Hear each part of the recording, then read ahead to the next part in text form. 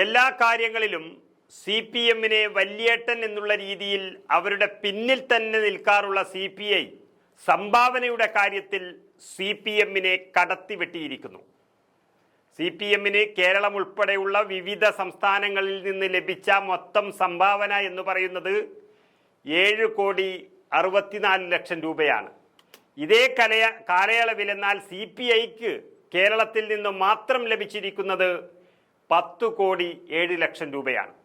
തെരഞ്ഞെടുപ്പ് കമ്മീഷന് പാർട്ടികൾ നൽകിയ കണക്കിലാണ് സംഭാവനയിൽ CPI CPM-നെ തോൽപ്പിച്ചിരിക്കുന്ന വസ്തുത പറഞ്ഞിരിക്കുന്നത്. CPIയുടെ ജനറൽ സെക്രട്ടറി D രാജയും CPM-ൽ ജനറൽ സെക്രട്ടറിയുടെ ചുമതല വഹിച്ചിരുന്ന പ്രകാശ് കാരാട്ടുമാണ് ഈ കണക്കെല്ലാം തെരഞ്ഞെടുപ്പ് കമ്മീഷന് നൽകിയിരിക്കുന്നത്. ഈ കണക്ക് കമ്മീഷൻ വെബ്സൈറ്റിൽ പരസ്യപ്പെടുത്തി ആളുകളെ അറിയിക്കുകയും ചെയ്തിട്ടുണ്ട്. MP-മാരുടെ ലെവിയും സംസ്ഥാന കൗൺസിലുകളുടെ സംഭാവനയും എല്ലാം ഉൾപ്പെടെ CPIക്ക് ഈ രാജ്യത്ത് നിന്ന് മൊത്തം ലഭിച്ചത് 11,59,00,000 രൂപയാണ്. CPM-ന് ജനങ്ങളിലുള്ള വിശ്വാസം നഷ്ടപ്പെട്ടതുകൊണ്ടാണോ അല്ല ചിലരുടെ കയ്യിൽ മാത്രം പണം കേന്ദ്രീകരിക്കുന്നത് കൊണ്ടാണോ അവർക്ക് ലഭിച്ച സംഭാവന കുറഞ്ഞത് എന്നുള്ള അഭിപ്രായവും വരുന്നുണ്ട്. CPM-ന് മൊത്തം ലഭിച്ച 7,64,00,000 രൂപയിൽ 1 കോടി രൂപ നൽകിയിരിക്കുന്നത് നാറ്റ്കോ ഫാർമ ലിമിറ്റഡ് എന്ന കമ്പനിയാണ്.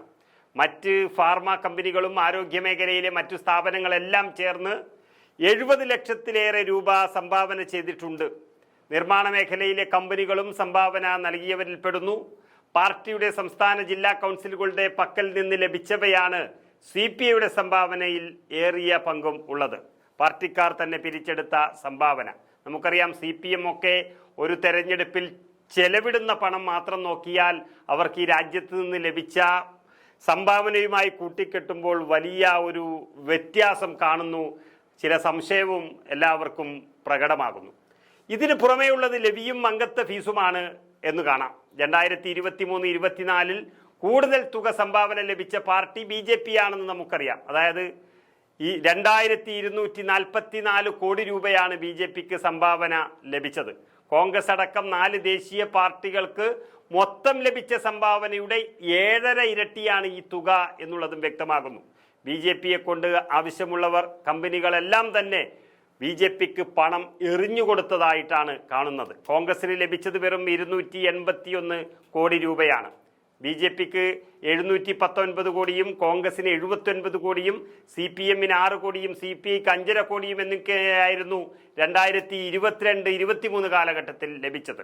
20,000 രൂപയ്ക്ക് മുകളിൽ കണക്ക് കാണിക്കണം എന്നുള്ളത് കൊണ്ടായിരിക്കാം CPM കൂടുതലും പിരിവുകളെ ബക്കറ്റ് പിരിവുകളാക്കി മാറ്റുന്നതും വരിസംഖ്യയെടുത്ത് സംഭാവന സ്വീകരിക്കുന്നതുമൊക്കെ ആയി കാണിക്കുന്നത്. അത് വലിയ രീതിയിൽ അവർ ആശ്രയിക്കുന്ന ഒരു ഘടകമാണ്. അതിന് കണക്ക് കാണിക്കേണ്ടതില്ല എന്നുള്ളതാണ് പ്രത്യേകത. ഏതായാലും പൊതുജനങ്ങൾക്ക് ഉപകാരമൊന്നുമില്ലെങ്കിലും സംഭാവനയിൽ വലിയ കുതിപ്പ് തന്നെയാണ് CPI നടത്തിയിരിക്കുന്നത്. അതിലെങ്കിലും CPM-നെ തോൽപ്പിച്ചതിൻ്റെ സന്തോഷത്തിലാണ് CPI നേതൃത്വം.